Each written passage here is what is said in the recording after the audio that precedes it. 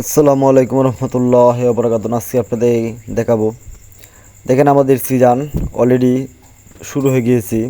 সেজন্য আমরা বক্সটি খুলে দেখব আমাদের বক্সে কোনো সমস্যা আছে কি না।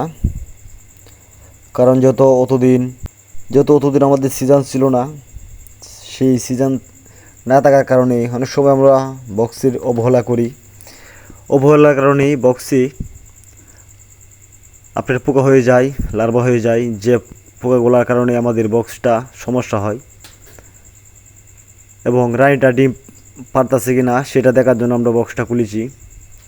না, মোটামুটি রানীটা ডিম পাড়া রানিং আছে। এবং দেখেন নতুন ফিতাটাও তৈরি করেছি, সেহেতু আমাদের বক্সে কোনো সমস্যা নাই। এই সিজনে অবশ্যই ভালো পরিমাণের মধু হবে এই বক্সটি। এবং কি পরিমাণের মধু হয় সেটা আপনাদেরকে মধু হইলে পরে দিয়ে আপনাদেরকে খুলে দেখাবো। দেখেন, এটা একটা হানি চেম্বারের বক্স।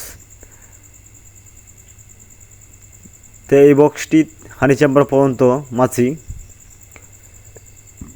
চলমান আছে ফুল বক্সটি আমাদের। কারণ নিচে জানেন আপনারা গ্রুপ চেম্বার আর উপরে হানি চেম্বার। এই হানি চেম্বার এটা কাজ শুরু করেছে এবং মোটামুটি বক্সটি ভরপুরেই বললে চলে। তো যেহেতু আমাদের সিজন শুরু হয়ে গেছে, সেহেতু আমাদের বক্সে অতি শীঘ্রই হানি চেম্বারে মধু হবে।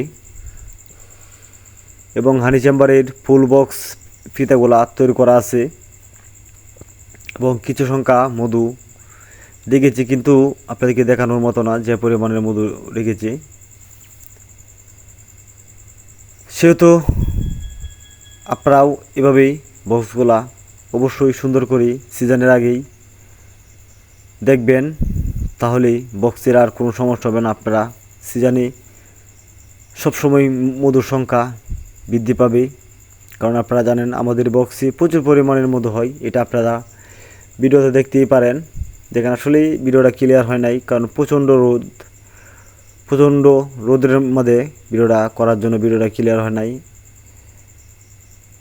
এবং আপনারা দেখতে পাচ্ছেন এই বক্সটি আমরা একটা ঘরে রেখেছি, ঘরের বারিন্দায়। এই ঘরের বারিন্দায় আসলে এই ঘরে মানুষ থাকে না, সেহেতু আমরা এই বক্সটা এই ঘরে রেখেছি। কারণ এই ঘরের সামনে অলরেডি কাজ চলতেছে আরেকটি ঘরের। তো আমাদের এই বক্সটি এখানে রাখতে কোনো সমস্যা হবে না।